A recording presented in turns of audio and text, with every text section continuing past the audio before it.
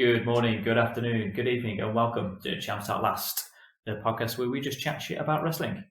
I'm your host, Andrew, and as always, I'm joined by my mate Lee. How are you, mate? You good? Yeah, not too bad, thank you. Yourself? Yeah, mate. It's been an okay week.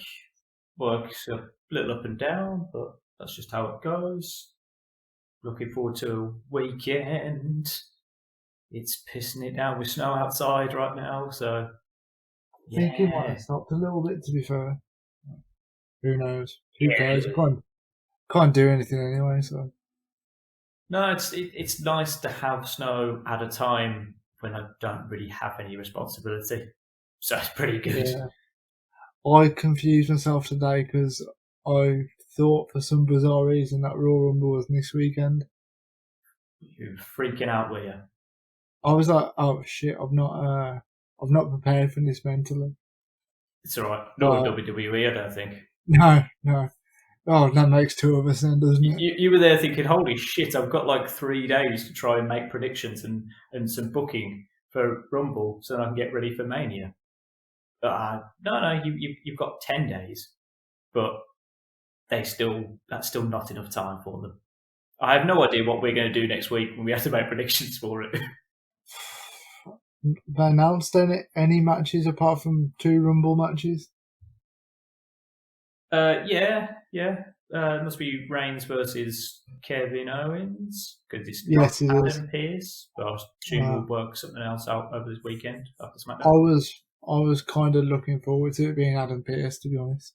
I thought it might Something be quite different. interesting. Yeah, agreed. Would have maybe got himself over with the screens of fans there. Oh, for sure, mate. I was actually going to tell you to watch something as well, but I can't remember what the fuck it was. So Fantastic. This bodes well for the rest of the So episode. spoiler alert there, listeners. I didn't watch it. If it comes back to me, I'll just interrupt mid-conversation. Yeah, it's fine. In fairness, when my actual boss tells me that I should be watching a Hangman Page promo on AEW this week, and I still didn't watch that, I wouldn't hold it personally, mate. Seems to just be what I do currently. How dare you tell me what to do? I'm not doing that. Just a defiant stage I'm going through, really. You belligerent bastard, Andy. Yeah, pushing the boundaries, mate. That's what it is. Independence has gone to my head, you see. I mean, you've only been there like a year, mate. I feel like I need someone to tell me at bedtime again. That's what I fucking need. Well, 10 o'clock is your bedtime. Oh no, yeah. Ooh. If I could be in bed like by 9:30, then sort of falling asleep by 10. That's the best night. That's a good day. Fucking love that. Cool. You're so middle aged now, it's untrue. I've always been an old man. Got yourself some like Ovaltine to take to bed with you as well. Yeah, it's not that bad. What was the other one? Horlocks. Yeah, Horlicks, man. Yeah. Bovril. That's more of an afternoon drinking it when it's cold, Bovril. Might crack out the Bovril tomorrow if the snow continues. Or just treat yourself. Yeah, treat it like it's a Saturday 3 o'clock kickoff with a Bovril. Probably more entertaining drinking at home, to be fair. So did anything actually happen in wrestling this week? Not really. I didn't really enjoy NXT. I've not watched AEW. I did enjoy the fight pit though. That was literally the only thing. Yeah, that was good. The Dusty Classic is in full swing, so a few more matches there. I can kind of see where they're going with the men's bracket. I'm okay with it because they've got to book certain heels and faces, so it's cool. The women's one, yeah, it was a bit strange, but I can kind of understand why Casey and Caden want to guess because they're trying to move the other two away and into a singles picture, so fair enough. And plus, they're just going to get destroyed by Dakota Kai and Raquel Gonzalez next round anyway. Yeah, I saw their like post-match promo when they're like, don't rest on us, we're going to win. I was like, oh, this is so bland. We're going to win the whole damn thing. We're going to win though. No. I'll tell you what I did watch now. OSW Review did a review of Alan Partridge. Now, I saw that was a thing, What Alan Partridge did they do, like, specifically? It was the latest series. Oh, okay. Which is this time, was it? Yeah. And then they also reviewed his podcast, which he's got on Amazon. Okay. Which, to be honest, just sounded very, very weird. Yeah, imagine it's got to be strange trying to do a podcast in that character. I know we do it every week, but I mean, we essentially are that character. Give or take. Fuck it, I wish I was called Alan. Hold up, I did have an Eastern European girlfriend once. That is true. Maybe I am more Partridge than I thought I was. Oh, Christ. So, this week, we have moved on to the summer of 2002, and Vengeance takes place in the Joe Louis Arena in Detroit. I have an interesting fact about this arena that I would like to start the show with, if I may. Go on. So, that very arena was the site for the 1994 US Figure Skating National Championships, which was essentially the Olympic tryouts for those Olympics, which means it is also the site of the attack on Nancy Kerrigan by the alleged associates of Tonya Harding. Ah. So there you go. Bit of history for that stadium there. Probably more of a fight than we saw in anything on the rest of the card. There was some high spots. Not many. Was some blood, I suppose. But, let's crack on and talk about the opening match. Whoa. I'm sorry, do you have more information about this arena? No, but do we maybe want to give a little bit of backstory to this pay-per-view? Is the fact that Stephanie McMahon is now the GM of SmackDown and Eric Bischoff is now the Raw's general manager. Okay. And thanks to Stephanie McMahon, she gave the blessing for Michael Cole and Taz to commentate for the first half of the pay-per-view, which is the first time that has happened since we've been watching these. Also, the commentary was like much better in the first half. Oh, it was amazing. I'll probably talk about this in the second half of the pay-per-view, but it was a delight, if I'm honest. I also enjoyed the fact that you got a cheeky little appearance from Pat Patterson at ringside in his shorts. He was just crouching down with the cameraman and stuff, obviously trying to look at the action. But he just kept popping up throughout the show. Made me laugh. I didn't notice that, but obviously you're a big Pat Patterson mark, so fair enough. Fuck yes, I am. That's right. So please tell me about this opening match that you thought was so spectacular that you wanted to jump straight in. So it was the Dudley Boys Light. It was indeed. Yeah. Versus Eddie and Benoit in a tables match. Yep. And then I was expecting all four people to be in the ring at the same time. Try and get each other through tables, whole point of the match. It just starts off as like a legitimate tag match, and you're like, well, the ref can't disqualify you because it's a tables match. So why is not everyone just in the ring? I liked that it was a tag match, that's the whole point. I like the fact that both members had to go through. That was interesting. I'll also point out that Chris Benoit's entrance music is an absolute fucking banger. Just generic Attitude Era music. I thought it was good. No taste. Fair enough. No taste. I thought the match took ages to warm up and try and get into any rhythm. Yeah, well, true, but I mean, in Benoit's defence, it was his first match for 13 months. I'm not going to give Benoit any praise or anything ever now. So, diddums, to be honest. Yeah, but the thing was that I didn't get the point of it. It was a non-title match. it wasn't like a number one contenders match. It was just fuck it. Here's a tables match tag. Yeah. I didn't know the storyline behind it. Didn't really care. And the fact that also, Chris had just straight come back, and then suddenly with Eddie, but the fact that Eddie's been in a program, but with RVD the past 2 pay-per-views we've been watching, and Ric Flair. Oh yeah, God. And Rick's So always somewhere. I can't help but feel like Eddie's kind of fell down the card a little bit. But Bubba Ray did make an appearance in that Ric Flair match, so maybe it stemmed from that. Maybe he did. Maybe. But do you know in the first spot where Eddie went through the table? Oh, that was rough. It was actually Spike that went through the table. It clipped really Eddie and Spike went through it. I'm not sure who came off worse from it though, because Spike was pretty bad, but Eddie just goes ribs and abdomen first into an upturned table. Oh God, terrible spot, man. God, rough. I actually went back and watched it, and I was like, no, I've had to try and do a sell job on this one because technically Spike went through it, not Eddie.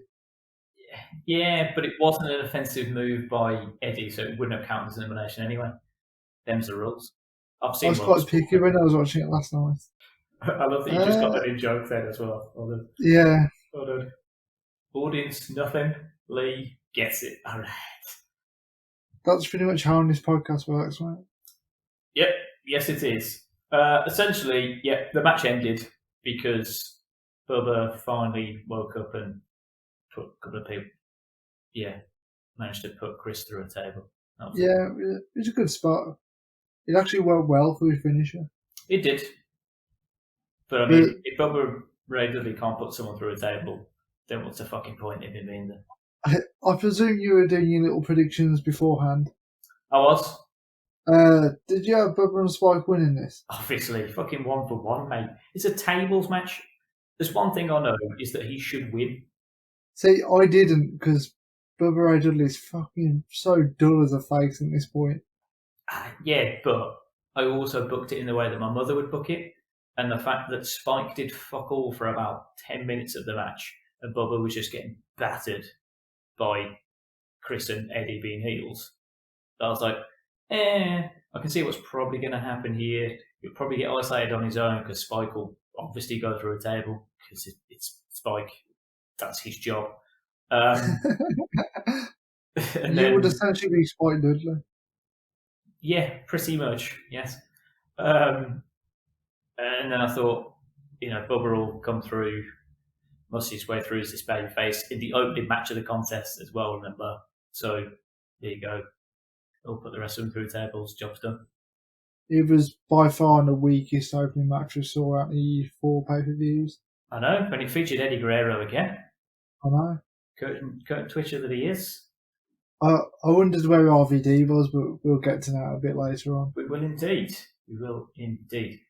So the next segment we've got is Bischoff. Oh, you want to talk about it now? Okay. Chasing Triple H. Absolutely fangirling his way to Triple H. Jesus Christ. This was so weird. Just the continued segments of this. So bizarre. To be honest, I've literally got no words about this segment. I was just like, okay. Oh, I do. Because obviously you've got Eric and Triple H doing whatever. Like, yeah, fine. Yeah, you gave me your sales pitch, and now I'm going to let Steph give hers. I'm there. Obviously, knowing the history, I know what comes later. Obviously, we won't spoil that. But I was thinking, well, is Eric an idiot? I mean, he's just going to go in there, probably, I don't know, probably get a cheeky hand jibber or something, and then sign with SmackDown. A fucking cheeky hand jibber. We all know how this is going to go. A cheeky hand jibber from his wife, and there he goes. But nah, instead, knowing this, Eric thinks it's a good idea to just wait outside the door until they're done. And if that wasn't creepy enough, he does it with Jonathan Coachman as well. Maybe Bischoff's just a bit of a perv. I think he might be. Stands a good chance. It was disgusting. It is 2002. Anything seems to go. Exactly. week. So it's a weird show so far. But then we get back to a little bit of normality as we get the continued cruiserweight saga of Jamie Noble and Billy Kidman. I'm actually really impressed that Jamie Noble's still got a belt at this point. Yeah. I feel like we do this every week now where we have to try and work out what the storyline is between the cruiserweights. I think he held it for the whole time. Yeah. Looking at the big net. I think this is just a straightforward Jamie Noble's champion. It was, wasn't it? Billy Kidman won a #1 contender. Yeah. Oh, fair play. Let's do it. Champ came up first. Didn't like that. Standard. And then all my notes are... I tried to be positive and say it was good work. We were just isolating the left shoulder the whole time. Yep. Thought, yeah, that's cool. It's fine. But then it was just a match that happened. Yeah, and now we're really putting over Jamie Noble as well. Yeah. And also a debut in Rey Mysterio from the following week's SmackDown. Indeed, Rey Mysterio Jr. will be appearing next Thursday. I like that, but I was expecting... Was he going to stay up and watch it? No. Well, to be fair, back in the day, it was literally on a Saturday morning, so on Sky One. Oh, nice! I'm going to get up and watch it. Okay. Yeah, like watch a bit of cartoons because it was probably acceptable at the time, and then watch a bit of SmackDown. Which was acceptable at the time. Well, it was in my house, with obviously all the chair shots and everything blanked out. Oh, lovely. Because it was like 10 o'clock in the morning. Damn that watershed. I expected a slightly better match from Noble and Kidman. Yeah. Boring. I've set quite a high bar from the cruiserweights, to be fair. They've been decent so far. I've enjoyed the matches and the weird storytelling for it, but nah, wasn't feeling it. Swing and a miss? Yeah. Then we move on to Kurt Angle's promo for his main event for Brock Shows Up, who is now the IC champ. No, he isn't. He's challenging for the IC belt. Sorry. I actually put that in the question mark as well. But unlike Ron Burgundy, I didn't fucking read the question mark, Lee. Jesus Christ. This is why you're not as good as Ron Burgundy. That's a very reason. I've proved I can grow the mustache, but no charisma or literary skills. To be honest, this segment just made me laugh because, Brock looks about 12.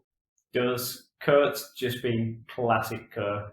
I enjoy the fact that he's now just bald. He's embraced it.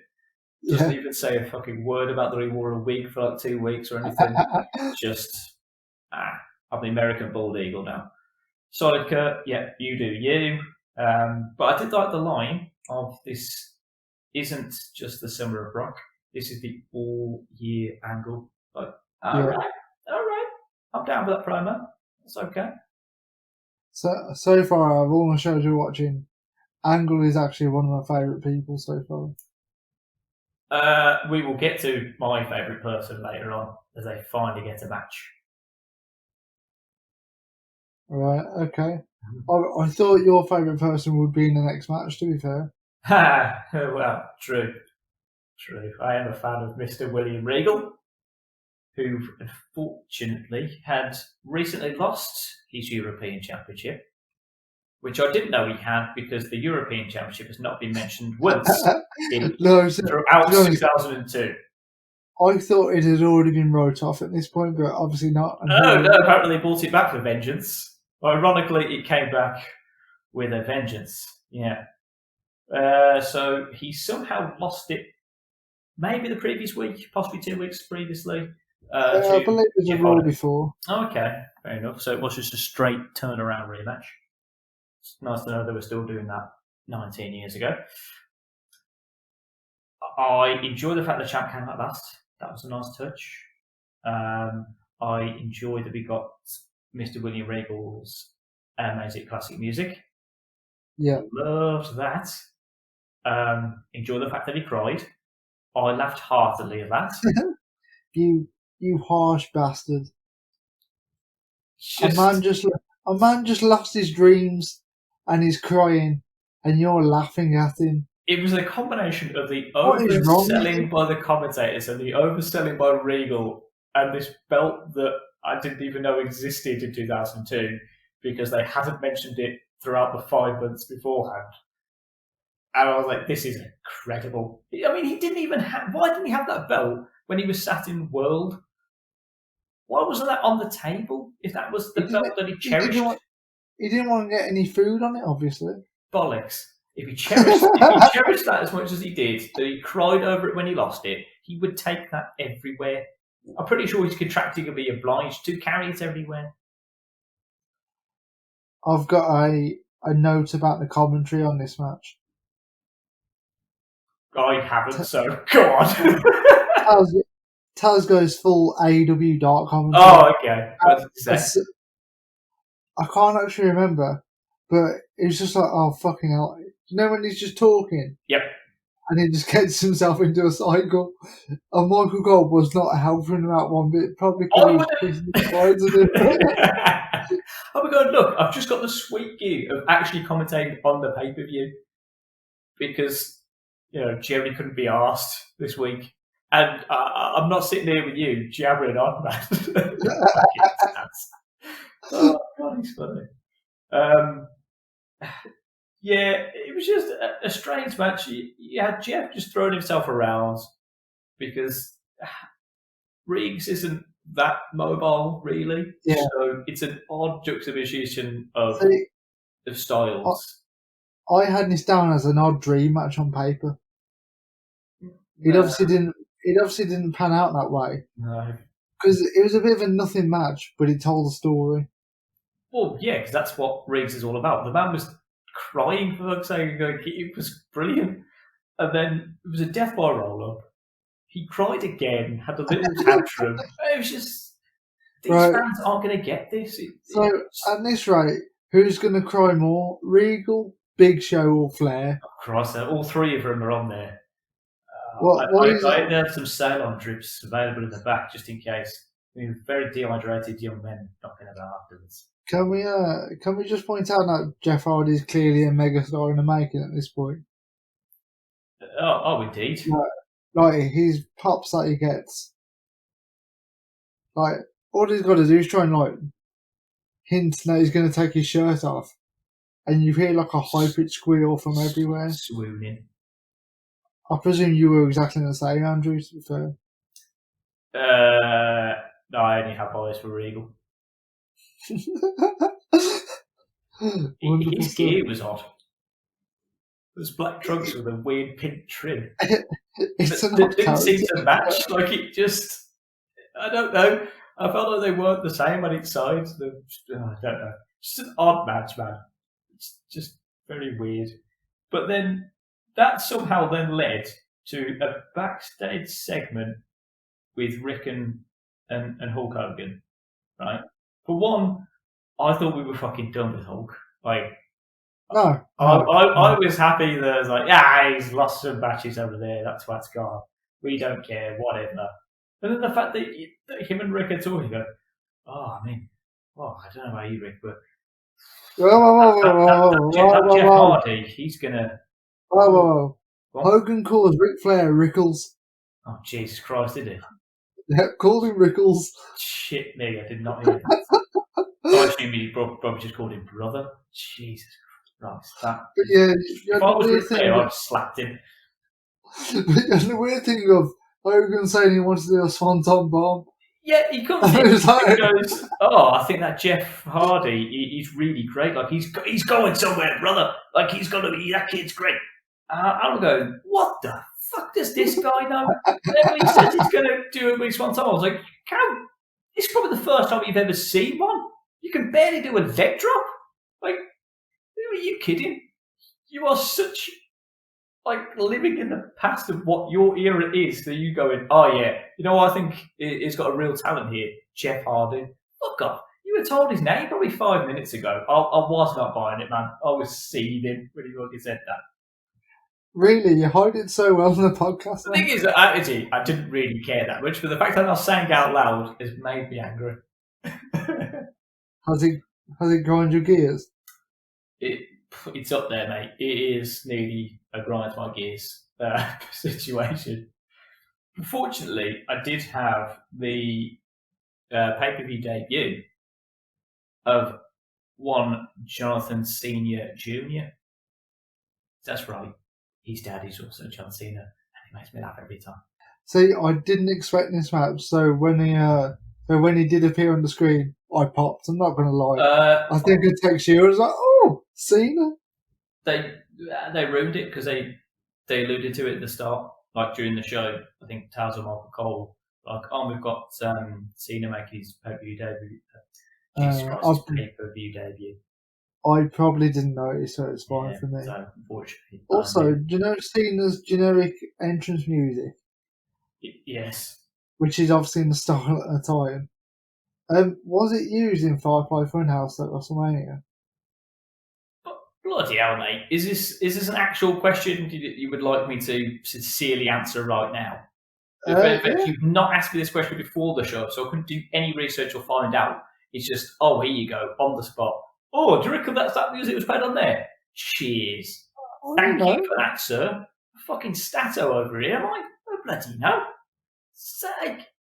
Well, you know, I like to throw you a curveball. Fuck me, there's that, and then there's just beaming it at me head, sir. Jesus, I'm walking to first here. Oh, God. Fucking salty tonight, ain't you? In answer to your question, Lee, no, I don't know. See, that's all I wanted. So I could find out for you for next week if you so desire, but no, I genuinely don't know. Didn't cross my mind until now. I just like the fact that John was already into his whatever city I'm in, I'm going to wear their gear, and because the Joe Louis Arena is also the home of the Detroit Red Wings, he's there in his red and white gear. So classic John Cena touch. Yeah, but I didn't make a thing of that back then. No, they didn't. It wasn't. But these are little things that I noticed, and I would like you to appreciate, not going, but was that the bloody music they played in Fire Francis? No, but you don't appreciate the fact that here I am noticing the little nuances of John Cena's career. Oh, he always wears the colour of the gears of the city he's in. But no. Never good enough for you. Are you done? Yep. He gets a decent debut, to be fair. He gets to go up against Y2J. Was that fair play? Yeah. Good. Also, you pop when he won. Something he hasn't seen since. Hey! Yeah. That's literally all I've got. I've got 3 notes on this one. Seeing the pay-per-view debut. Was the music used in Firefly Funhouse? Do you want to have another rant about it? Or? I do, because normally at the start of the show, before we record, you go, let's just maybe just go through the notes a little bit. Breaking kayfabe. You know, maybe we'll go through the notes a little bit, just make sure that we're on the same page. We don't make any references to anything or whatever. And then I go, nah. Don't tell me, man. I just want this conversation to be natural. This is literally the first week where you haven't mentioned your notes before the show ever, and you go, is that the bloody music that Cena used in Firefly? I'm like, unbelievable, man. You are a jerk. I'm going to do this every week now, so fuck you. God's sake, you bloody well. So I want you to think of any curveballs you think I might throw at you. Jesus Christ, I've got to... I'm sitting here and I've got to look at You got what else going on? I've got another weird little reference to make later on and stuff that you'll be like, oh, yeah, I didn't know. It's like, yeah, go back, that's funny. But no, bloody things I don't know is that's what you asked me about. My notes, however, for this match were it was the first time in this pay-per-view that I've been interested in a match. I actually cared what was going to kind of happen. Cena was green as fuck. Fortunately, Jericho is extremely entertaining and carried that match pretty well. But then we had a death by roll-up counter out the walls of Jericho, for fuck's sake. And Jesus, John, burying talent already. Well, he's not big time John at this point, but he's testing the water. I mean, he really is. I bet Chris was really pleased when they come and go, oh, by the way, not only are you going to counter your submission maneuver, he's going to win by then death by roller for it. I bet Chris was very happy with that. Yeah. I mean, Cena was that green at that point, he didn't have a finisher. That actually makes perfect fucking sense, doesn't it? Jesus Christ. Wow. So, sadly, this is the end of the first half of the commentary. It is. First of all, we do have to go back to Eric and the coach for some more soapy bollocks. Jesus Christ. No, you know what? I'm going to say it now. I was going to leave this note until later, but I don't know. Shall I say it now, or do you want me to say it later? Do you reckon? Well, to be honest, I don't know what you're going to say. So. Because we haven't discussed it before, right? Jesus. Say it now, but to be honest, no, don't say it now. Okay, I will say it later. Because to be honest, you've kind of hammed it up a bit now, so I feel like if you're going to drop it in now, it'd be shit. It might fall on its arse. Yeah, exactly. Yeah, we'll let it fall on its arse later. Okay. So, yeah, unfortunately, God, Jerry the King Lawler has to come out. But I do like the fact that they only play JR's music. I was going to say, they only play JR's music. The old Oklahoma fight song. Yep. Fucking Jerry can piss off. So, yeah, I couldn't be asked. They started off okay, because at least they got to call Brock versus RVD for the IC title, and the champ came out last. That was brilliant. RVD was mega over because it was their hometown. Indeed. And also he's just fucking over anyway. He was. His ring gear was fucking amazing. That spine on the back. Oh my god. I love that gear. So good. But as soon as I realised it was for the IC belt, I presume it's some sort of dusty finish. Because I never remember Brock being the IC champion. Always seemed two below him, even then. And considering he has a guaranteed shot at the undisputed title at the next pay-per-view, it did all seem a little suspicious. However, it was I'm not saying favourites, the best match of the night so far. Yeah, give me that one. Because Brock's still doing his power out stuff that he was at King of the Ring against RVD. RVD's still selling. RVD's still looking fucking great. It was still a little weird how it did kind of finish over that sort of dusty stuff. I didn't see it going that it was going to be Paul that essentially got Brock DQ'd. Yeah. That was a bit weird. It was nice. It was a proper heel finish. Because he was like, oh shit, RVD could actually beat him. Then Heyman saving him. True. So he's still a monster, but in the fans' mind, it's like, oh, RVD could beat him though. Yeah, I totally get that, but it was more. It seemed weird on the relationship between Paul and Brock. I feel that Brock would go mad. It was also Heyman guy versus Heyman guy. Okay. Which, if it was like, say, 5 years later, they would have made a much bigger deal on that. Well, maybe Taz would have mentioned it if he'd been on commentary. Yeah, true. That's the sort of little nuggets of information I'd expect from him. He retains a lot of information, does Taz. He remembers these things. It's pretty good. I presumed you really enjoyed Paul Heyman being beat up by Charles Robinson. The fact that my note reads "Little Nate has a pop." Yeah. Again, just bizarre. What was the point? I enjoyed it, but it just seemed so bizarre that then suddenly Little Nate. Bear in mind all the ref bumps we've seen where one guy is retired because what they fucking did to him in the Hell in a Cell.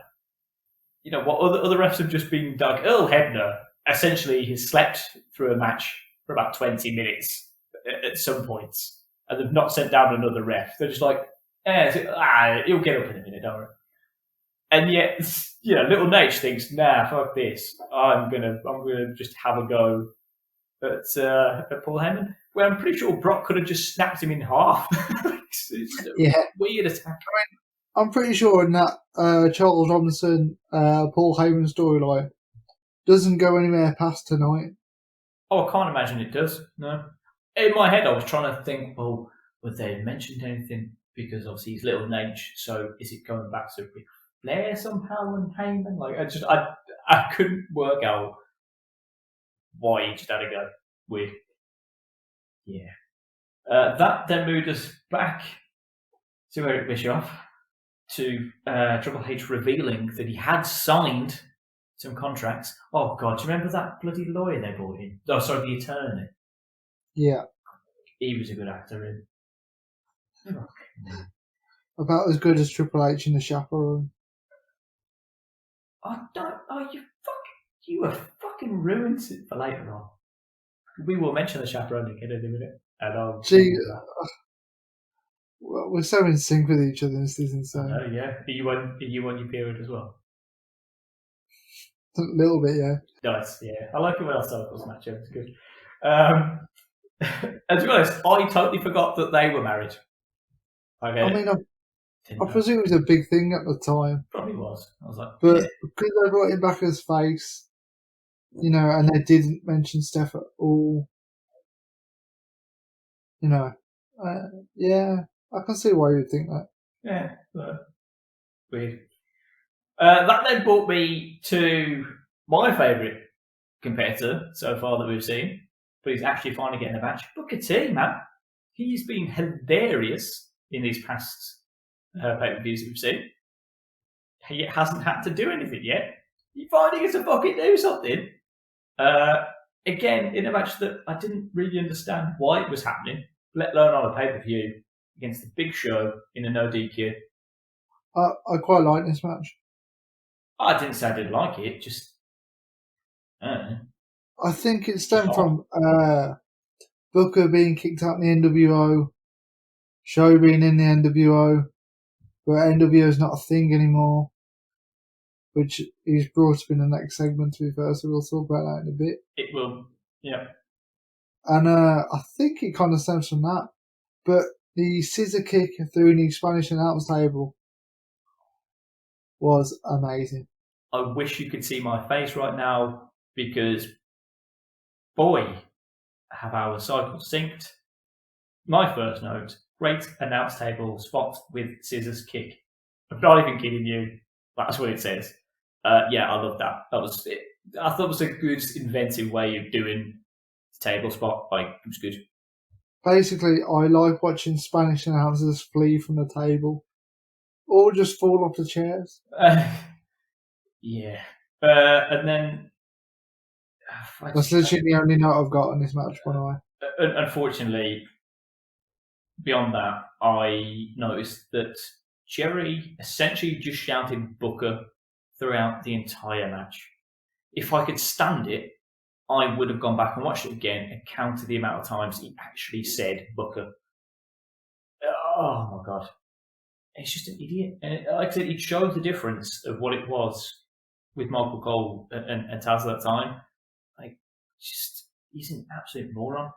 But the match itself, it kind of felt like a bit of a squash match. Like, Show didn't get a lot of offense in, apart from punching away the chair. There was a spot they'd used on SmackDown already. Is that right? Raw. Yeah, so Raw. Yeah. I don't really feel that Show actually got a lot of offense in for no DQ. Felt that Booker went over pretty clean. And my final note, not about the match itself, but just about Booker T. Yes. Was he's the only WCW star that is over and being pushed. As of this time, I couldn't name any others. You're probably right. Bearing in mind they brought out a whole company and they've got one star out of it. Yeah. I mean, that probably goes to show how bad WCW was in the finish. Probably. Obviously, they've added bits to it, but Booker was in the original lineup that come over. I remember. So, do you want to get to the big segment of the night? No, I'd like to go to New Or is York it? City first, please. Oh, Jesus Christ. Yeah, I didn't have any notes about this. Yeah, because if they're going to keep going, to, but honestly, it's more packed than I've seen it for any other pay-per-view so far. It's fucking heaving in there. I assume it's because Tori Wilson was there. Oh, yeah, sounds a good chance. So yeah, Tori Wilson and Dawn Marie at World in an awful segment with the worst acting so far, and that is on a show that's also included Eric Bischoff. And I really enjoyed the fact they had to cut it short. Like, fucking JR just goes, "Oh, I'm sorry, ladies. Nope, we're gonna go." And they're still talking, and they just fucking cut it off. I was like, "Why the fuck did you do this on?" And I looked at my watch, and there was still an hour left. There's still an hour left of this pay-per-view. This was at the point where I slightly paused it just to see how long was left. And I was like, oh, you're fucking shitting me.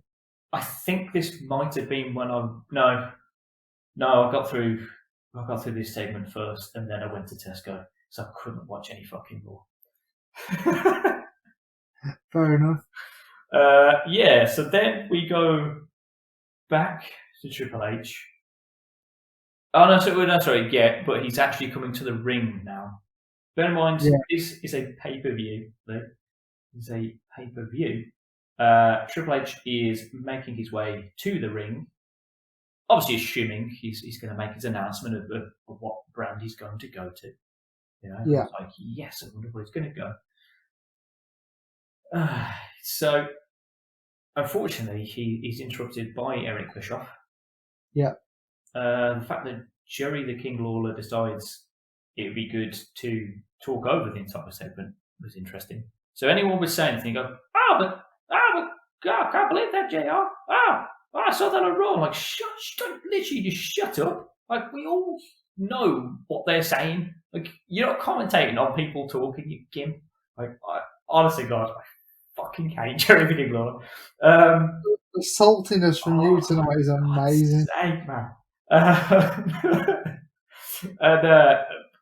I love the fact that Eric comes in and goes, look, if you decide me, I think you are such a big fucking star. I've been talking to the network, like the execs there and stuff, and they see a lot of potential in you. You know, we've all seen the Rock go off and do moves, and I think you're there, that next level. You've got that stage presence, that sort of charisma. You know, movies and TV studios are all talking about Triple H.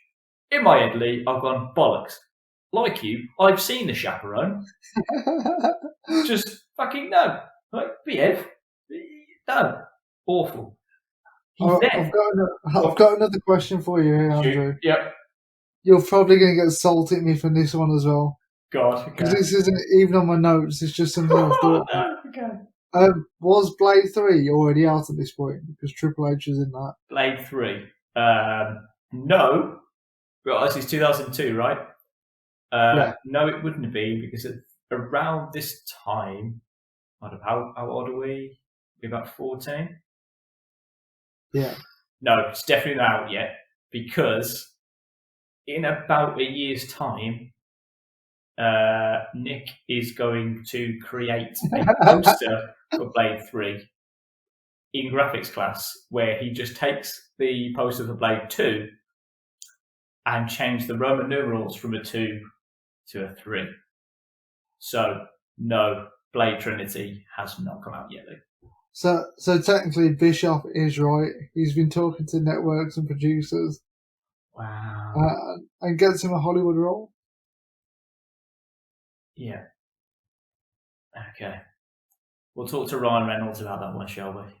Yeah. He's then interrupted by Stephanie McMahon, who is even worse at promos. Even like her voice isn't even the same. I don't know why. Yeah. It's so weird. She's even fucking worse at promos, and I just didn't understand why this whole segment was just taking place on a baby. It was like an opening of Raw now, so you get like a 20-minute promo. Mate, totally. And it was just like, Are they essentially doing this because they're going for that brand split? Like, that's coming in this year, isn't it? Brand split's already happened. Yeah, but this seems more No, it's good. fine with it. It's because Vince on an episode of Raw or SmackDown went. I love this Raw and SmackDown. Couldn't be asked to check notes. Just one of those shows he had. Yeah, it was one of them. We don't care. It was a heat to know how much. Hey. And he was just basically like, if you're not happy with your brand that you're currently on, it's now open season. Feel free to move shows if you think you can do better. So therefore, you had Bischoff going after certain SmackDown talent like Triple H. He has a pop at Angle. You know, so on and so forth. True. Okay. I love the fact that Triple H was the only person who... I think he might have written this entire pay, to be honest. The whole thing is centered around him so far. I feel like he might have actually written this whole show, where he's the only one who gets to call Bischoff an arrogant prick and then Steph a cold-hearted bitch. Like, I had to write those down because I was like, I'm not missing this. Like, he actually gets to make these swears on TV. I know it's pay-per-view, so it's not technically, but amazing. He did also say that Steph likes to get screwed. Oh, the fact that even then he's still saying that Steph is an absolute dirtbag and that he's absolutely popping himself. Like I'm not even sure. I think that was Jenny kayfabe breaking, him laughing, going, "Oh, I can't believe he just said that." It was just brilliant. Oh, fucking trips. Just, I imagine it was quite off the cuff as well. Yeah, exactly. That's the same. I'm just going to say it. Yeah, I've already called her an arsehole, so yeah, let's just say that now. And then fucking HBK then comes out to make this segment even more bloated and convoluted. It's just, here he comes. Here comes a little shitbag. Fucking Shawn Michaels, man. God, I fucking love him at times. Because he's such a little wanker. Oh, the fact he's the only person I've ever seen who he's wearing the official pay-per-view shirt. He's wearing the Vengeance t-shirt that you can buy in the merch. He's not like wearing his own or any of his own clothes. Just, now, you know what? I'm going to fucking buy the Vengeance shirt. I don't think I even saw anyone in the crowd wearing one. But no, Sean comes out one. I don't think he brought it. I think he just took it off the merch table. Yeah, probably. And then just went, Vince doesn't mind. I assume he kicked Stan, who's working the merch table, kicked his screen. The thing what I don't get about this is Shawn Michaels tried his hardest to convince him to come to Raw and make it like the old days. Yeah. If you really wanted to be with Triple H, why didn't Shawn Michaels just go to SmackDown? He's not. Well, because he's a selfish friend, really. We all know this. But yeah, it did make me laugh that Shawn Michaels just said, yeah, the NWO's done. Yeah. Yeah, it was like, just fuck all of this. Comes out, and you could definitely tell it was 2002, because fuck me. There was a lot of blue wash denim in that ring. There was 20 minutes of just two lads in blue wash denim jeans. Yeah. Yeah, but they're still wearing that now, mate. Yeah, Trips wear a suit now and again. And Sean sometimes. Yeah, but if it's a street fight Triple H, you get the jeans and the leather jacket and the Metallica t-shirt. Yeah, standard. Also, it had my favourite line of the entire show. Eric Bischoff decides he is going to close out this segment after he's found out that he's won the affections of Triple H. He's won the Bachelor. He's been given that final rose. He gets to do whatever he wants with Triple H. He then, for no real apparent reason, turns to Stephanie McMahon and says, "There's only one reason why I managed to make this deal. There's one difference between you and I. I have testicles, and you don't." I mean, I thought he was just pointing out the obvious there, to be honest. I was like, yeah, probably right. I think it's probably once that even Jerry must have been speechless. Either that, or I assume he probably went, "I've got those too, JR." I'm like, shit. Yeah, unless that was to try and wind up Steph, because that slap at the end, it almost took his head off. It was delightful. In all honesty, if I had to spend 20 minutes in the company of Eric Bischoff on that evening, I think I'd have fucking slapped him. Jesus Christ. Not with that much vengeance, though. Ooh. I like when they say the name of the movie. There's another Family Guy reference, yes. This segment, by the way, hasn't really actually finished. We've had 20 minutes of it, but of course, that isn't enough time to set up the next match. So we also have to have a 5-minute segment of where they're insistent on interviewing backstage talent. The fucking Rikishi one, Jesus Christ. That was hilarious. I fucking love that one. He was so disappointed that Triple H was leaving SmackDown. It was like, can't believe he's leaving, even all these young kids. Like, he's been a mentor to them. He's been a locker room leader, showing the way. And he's just going to uproot Guns N' Raw. Like, he was genuinely devastated. It was so fucking weird. He should have gone to promo class and have it run by his kids.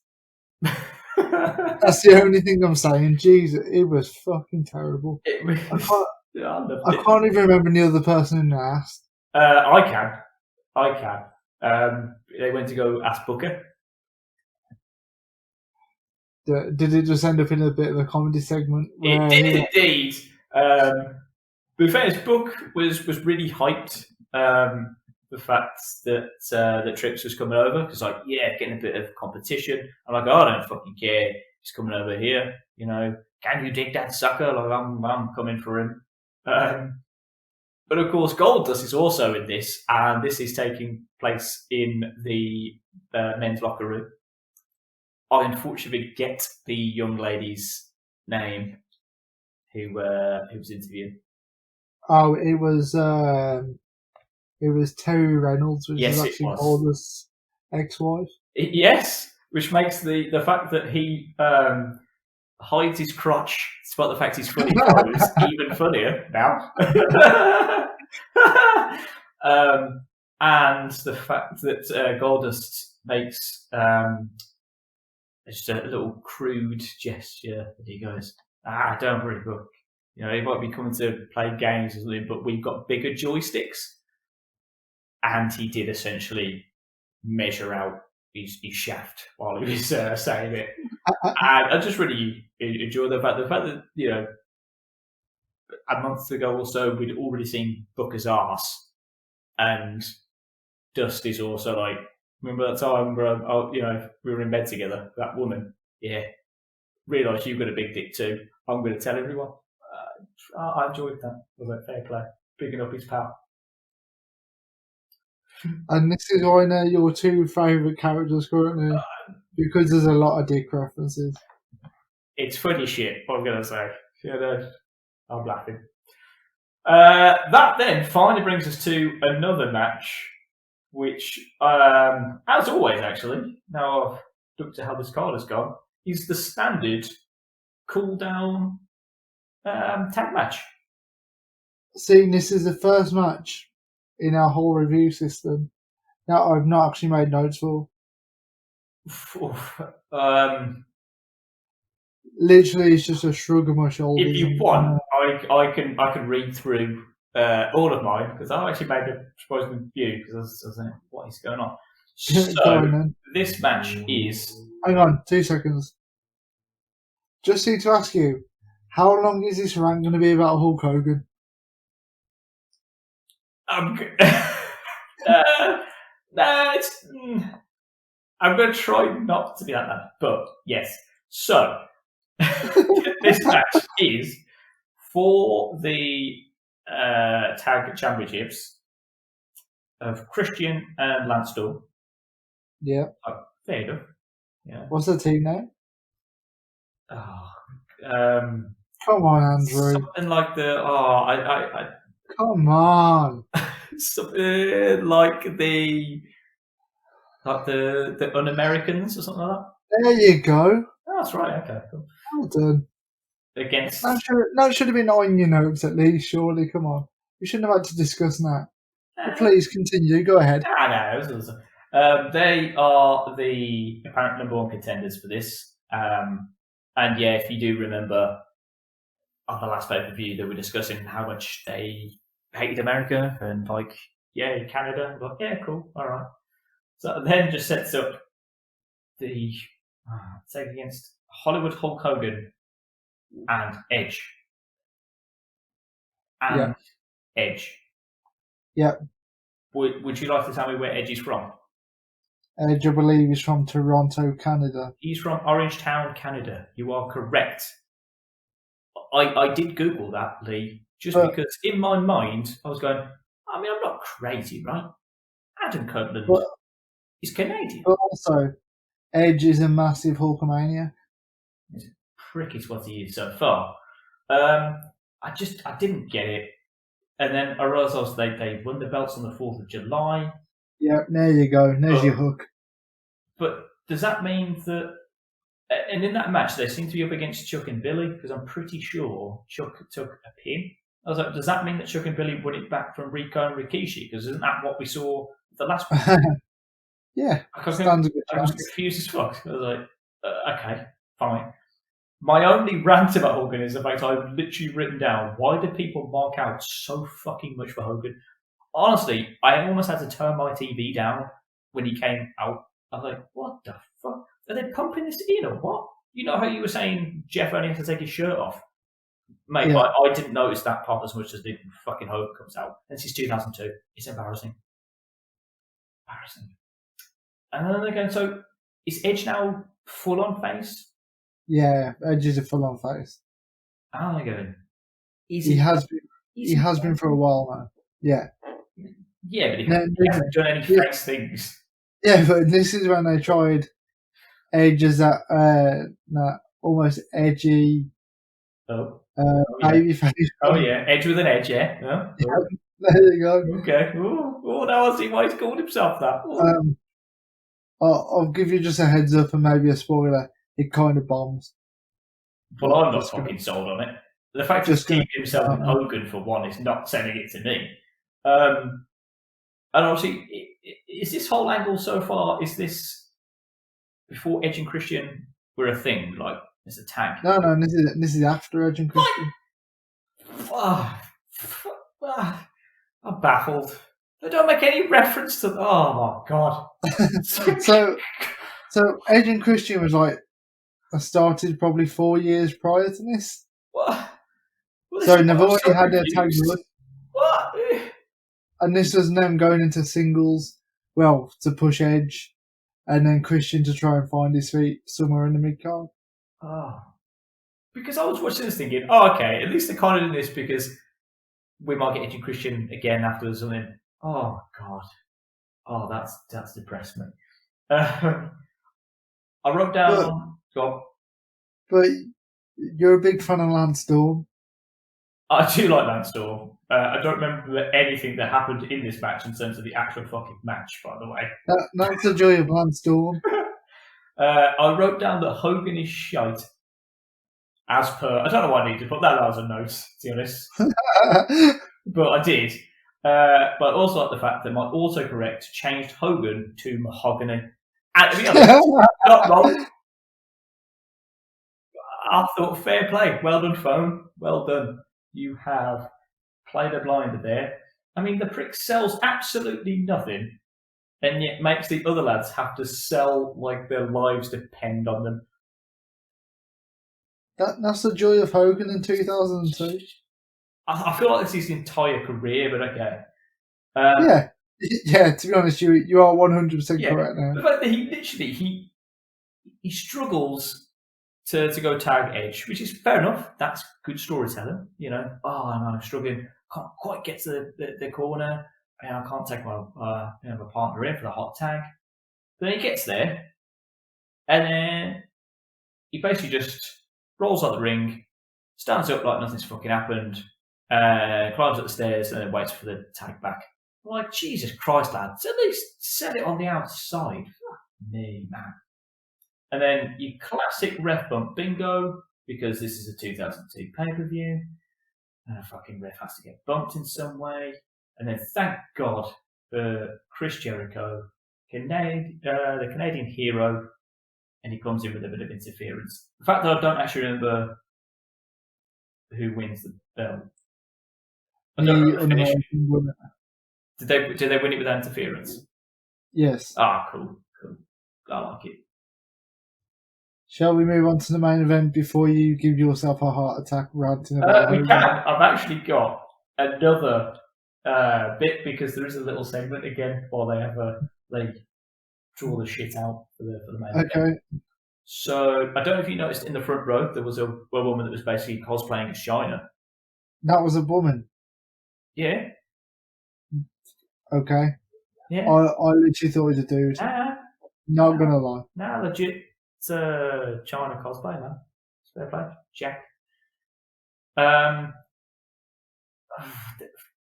Yeah, the fact then, you know when you said Bischoff tried his luck with Angle, put little feelers out, see if you wanted a piece. Steph is watching that interview, right, in her office. But then we see her get interviewed at that like as soon as the segment is finished, it cuts straight to her. So unless she muted the television that she was watching to hear Kurt Angle talking to Eric Bischoff, surely you would have thrown out all of the recording because they would be able to hear her getting interviewed on the TV that she's standing next to, or also getting recorded live. Plus, isn't there likely to be a delay on the recording? So it would have thrown all the timings out. It really fucking threw me. I think you overthought that one way too much, right? Oh, I did. But I was very proud of myself. I also like the fact that they then cut to the announce desk and JR literally gets a piece of paper out and runs through the card to remember what happened. And that is exactly how I felt. He literally picks up his notes and goes, Jerry, we had this match. Yep, they won in it. And then, and then this happened. Did we watch that match? Oh, we did that one. Oh, okay. Yeah, that happened. Now we have the main event. It was exactly how I felt. And we are about nearly 2 hours into this pay-per-view. Yeah. And there's no women's match. Not one. Didn't even have one this month. Told you. Not. So we move on to the main event of Undertaker versus The Rock versus Kurt Angle. Yes, thanks to a draw that had happened previously, as Taker tapped during a pinning attempt. No, hold on. Yes, so he's pinning Kurt Angle because his shoulders are on the mat, whilst Kurt is trying to submit him. He does submit him as he taps literally on the 3 count, doesn't he? And there's your convoluted backstory to why Kurt gets shoehorned into this match. Before we get talking about this match, I'm just going to go, this was actually a very good match. I loved it. There's a proper nostalgia for me, so I'm expecting you to piss all over it now. I felt I was a little bit spent by the rest of the card so far. And the fact that this just felt like Raw. It didn't feel like a pay-per-view in any way. It just felt like a really long fucking Raw. And or SmackDown, because I know they're together at the time, but you know what I mean. It just felt like this was just a main event and then a random weekday show. Like Big Whoop, you know? I like that Taker came out last. Fair play. It's good shit. Couldn't drive that motorbike in that very small arena. Boy, I did not envy him at that time. Fucking hell. That was very tight. Yeah. Angle's definitely the workhorse in the whole company. For sure. Like, he's the guy you go to get a good match. Yeah, Rock's obviously going to be able to work a match because he just has that charisma. He's always going to have that. I thought Taker worked well in this match. I know we said previously that his other matches haven't been great, but he held his own in this one. Yeah, I get you. He didn't have to drag Hogan's sorry carcass around. Yeah, at least he had 2 other guys who, are under the age of 40 and can actually touch their toes, I assume. You know, Well, Kurt probably couldn't. Yeah. Broke his neck a couple of times at that point. He was like, nah. yeah. Just a wrestling machine. Is the Undertaker ginger? Here's one for you. Because he looked very fucking ginger in this match. Yeah. Incredibly so. That made me laugh. I don't think I had any real notes about the match. I'm glad you did. Mine's about everybody else that happened.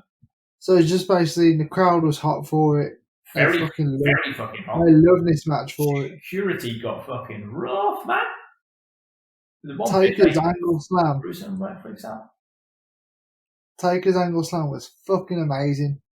I don't know if this because Nahoiti just gets something naturally, but Jesus Christ, it looked good. Big lad. Angle pissing blood. Blood. Also, I'm pretty sure Kurt Angle at this point in his career can put an ankle lock on anyone from any position ever. Are you saying that Kurt Angle is currently the RKO of of ankle locks? Is that what he is? Pretty much. Blink and you'll miss an ankle lock. Now I want a dream match of Kurt versus Seth Rollins.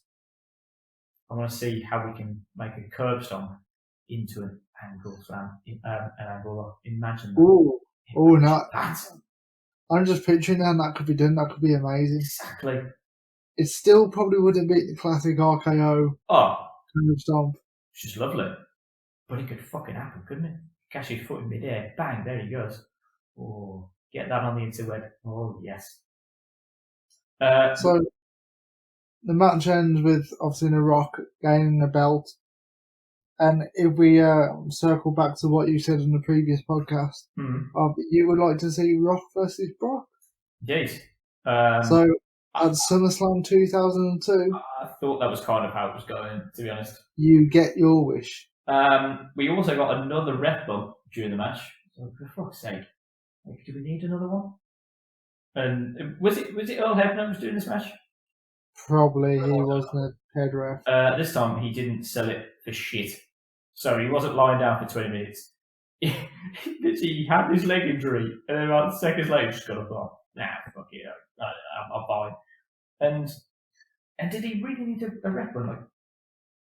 For him not to see a chair shot? Is it triple threat match? Isn't that no DQ? Yeah, it is no DQ. So what the fuck did we have to have a ref bump for him not to see a chair shot? It was just a weird show all round. To me, it didn't matter. And then finally, we got to finish with the immortal words of Jerry the King Lawler saying, "The dead man refuses to die." He's a dead man. I'm pretty sure he's already dead. Right. On that wonderful note, before you go off into another rant. I haven't finished. I have one final note. Fuck's sake. On the finish, Taker deserved to lose his belt on the fact that lazy shit couldn't even be asked to roll over to break up that count. Like, he literally just had to roll over. He could have I did think that when I was watching it, to be fair. I was like, you're not that far away. No. Terrible. They should have moved him away, but it looked so bad. So, where does this one score? I've got a feeling it's going to be quite low from what you've been saying. No. The shade you've been throwing on this pay-per-view has been going through it. I know. I feel like I might have to change it to 2.5. I had it as a 3, which on the old scale meant it was bollocks. But I don't think it was bollocks. I just felt it was boring. Like, literally, I can't believe I've managed to get so much out of it. I've got this as a 2-star. I think I might have changed this to 2.5 boring. Like, just nothing happened, man. I think to the point. No, it's a 2.5 dog shit. That's what it is. It wasn't. I'm not giving it 2.5 because it was dog shit. The matches themselves weren't dog shit. Just nothing happened in them. It wasn't like, oh my god, I can't believe they put that match on and it was awful. It was just, oh, okay. There was a cruiserweight match. Like, if I had made notes, I wouldn't have remembered anything that fucking happened on this. Like, nothing happened. So now I'm changing to 2.5. Fuck it. So, not a big fan of this one then. Didn't see the point of it. None of those matches there were pay-per-view worthy. They didn't do any storyline work for me to set any of these up to actually make it worthwhile. They've got the work cut out for SummerSlam. They've got like 4 weeks or whatever, maybe 6. I don't know the timing of how they're going to work it, but they've got about 4 weeks to. Key question is are you looking forward to SummerSlam? The biggest part of the year, the hottest part of the year, depending on what year they're in. Yeah, SummerSlam. I'm getting Brock versus Rock. Promos for that, Paul and Dwayne should be good. Yeah, I'll be okay. I mean, they'll put on some absolute dog's bollocks probably like beforehand, but yeah, at least I might be interested throughout the show. On your enthusiastic take of looking forward to SummerSlam, do you want to wrap this show up, Andrew?